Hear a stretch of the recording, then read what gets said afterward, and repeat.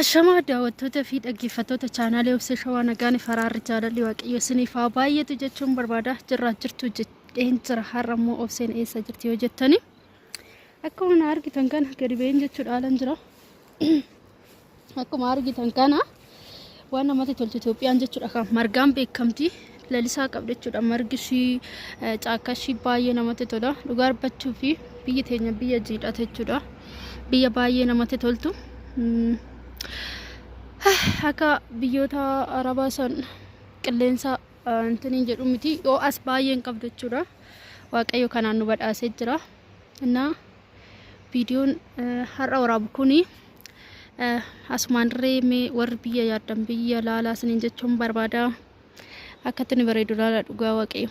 Innaa kun dindila jechuudha. Gubbaa isaa immoo makiina deema. Jala isaa immoo akkaatti bareedee achi siqee sana argisiisa qofa. Innaa dindila baay'ee bareeda dhugaa rabbiiti. Lagatti keessa jira jechuudha jala isaa. Ilaala jala isaa. Gubbaan garuu dindila makiina deema jalli isaa immoo ilaala akkatti caakkaa ta'e laga keessa jechuudha. Bishaan jala yaa'a baazee. Innaa baay'ee bareeda. Baay'ee natti tolee jira dhugaa rabbii. Innaa gaafa biyya keenya biyya ormaa gaafa deemnee jechuudha wantoota tokko tokko ilaallu kan akka biyya keenya badhaatuun hin jirtu jechuudha. Biyyi keenya baay'ee biyya badhaatudha. Sireesi biyya bareeddudha jechuudha. Innaa akkuma argitan kana caakkaadhaan biyya bareeddee badhaate margi shirree namatti tola. Caakkaa shirree namatti tola. Ani garuu laaludhumaaf akkana bahe jechuudha. Qilleensuma jijjiirrachuufani waan ambiraafatu hin taane qilleensuma jijjiiradheen manaa bahe jechuudha. Akkatti bareeddu laala dhugaa rabbi. Sireesi baay'ee bareeddi. Mukoonni kun amma booda akka guddatuuf dhaabaa jiru jechuudha. Akkuma argitan kana gamarrarree jechuudha. Sinirree beeta kiristaaniin hin jira caakkuma kana keessa. Innaa baay'ee bareeddi dhugaa dubbachuuf baay'ee namatti tolti. Akkasitti ilaalamee akkatti bareeddu. Amma fakkiin nuti waggaa biyya ormaa deemnee too masnaanyaa bootaa iddoo tokko tokko fudhannu Araboonni akkatti nu ilaalu beektu dhugaa dubbachuu fi akka waan nuti biyyi keenya biyya akaakiltii hin qabne wayin immoo bareedduu hin qabneetti garuu bira bareedduu qabna. As laala akkatti ishiin bareeddu. Dindilli kun immoo haaraa hojjetame garuu hin bareeda dhugaa dubbachuuf caakkaa ishirra ilaalame. Innaa akkasitti bareeddi biyyi keenyaa siniin jedha. Waggaa biyya ormaa teenye biyya ormaa keessa deemnee ilaallu gaafa nutti bareeddu biyyi keenya bareedduu nutti fakkaata. Nuti uumamaan biyya lalistuu qabna dhugaa dubbachuuf margaan kan guutamte qabeenya jirri qilleensarree of dandeessee kan qabdu garuu biyya ormaa immoo makaayifa malee jiraachuu hin danda'an qilleensa waan hundiyyuu bakka akka keenyatti dhugaa wanta hundaan badhaatu miti jechuudha. Biyya keenya keessa gaafa biyyaa baanu nuti gaafa biyya jiraannu biyyatti nuurri nuti waddadee jenna miti dhugaa badhaa yoo jettani biyya ormaas ta'e biyya keenyas ta'e sanuma jechuudha. Maaliif sanuma jetta yoo jettani gaafa minizaarii achi fiddanii as kana deebistanii zooree nuuronni suma san jechuudha. Garuu nuti ittiin jiraachuu hin beeknu biyya keenya keessatti jiraachuudhaaf dhugaa rabbii hojii tuffannaa jireenyi bakka nu hammaarrarra jenna waanuma xiqqoo fittaarraa bakka waanuma xiqqoodhaan of dhiphisna jechuudha. Garuu gaafa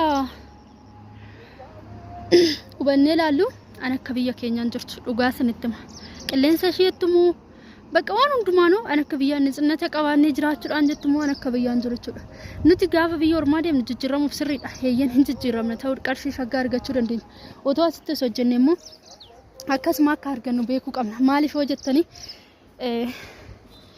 dhugaa sanitti immoo biyya keenyatti hojii tuffannaa nuti jechuudha. Akkamitti kana hojjenna? Hojiin kun anaaf hin malu. Hojiin kun anaaf hin ta'u. Garuu akka biyya ormaa isaa waanuma mana keessatti waan meeqan hojjechaa oolu waan meeqan hojjechaa oolu jechuudha. Waanuma sana hundayyuu hojjechaatuma oolla.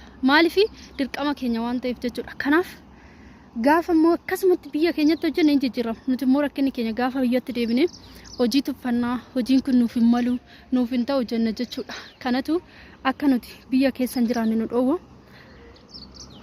utuu nu danda'ame biyyuma keenyatti jabaannee biyya keenya keessa jiraanne gaarii natti fakkaata. Garuu waaqayyo hunduma keenya gargaaru. Ijoolleen biyya ormaa jirtanis jabaadhaa. Waaqayyo immoo bakka jirtanitti sifaanaa ta'u. Waan hundumtuu hin darba jechuudha. Rakkinnis jiraatu, dhiphinnis jiraatu, dadhabbiinis jiraatu. Waan baay'eetu jira biyya ormaa keessatti. Bu'aa bayii baay'ee qaba biyya ormaa jiraachuudhaaf. Bu'aa bayii baay'ee qaba. Bu'aa bayii baay'ee san immoo akkamitti dabarsuu qabna? Obsa qabaachuu qabna jechuudha. Gaafa obsa qabaanne wanti hundumtuu hin darba jechuudha. Wanti hundumtuu hin darba. Wanti hin dabarre lafa kanarratti hin jiru. Har'a maaliif nama ajajamna? Ofiifanna bakka ganama ol ka'uun hojii irratti dadhabbiin gaafa jiru hiic oomiif hojjanna jennee of salachaana jechuudha. Kanas kan ta'u immoo guyyaa waan qabuuf wanti hundumtuu guyyaa san guyyaa eegee waan darbuufi jabaannee hojjanne jabaannee yoo dhaabbanne wanti hin dabarre hin jiru. Waaqayyo immoo dhugaa anas hin jedhu batalay ijoollee mana madaamii keessa iddoo dhiphinni jiru iddoo rakkinni jiru bakka an jira miti nyaatumarree nyaatuma dhabanirree rakkataniif jabaadhaa isin hin jedha jajjabina jabaadhaa isin hin jechuu jaaladha. Inni akkasii akkuma argitan kaane amma halan jira aslaala kaaboo sana biyya keenya caakkaa guddaa illee miti dhugaa dubbachuuf yaaduma ni dhamalee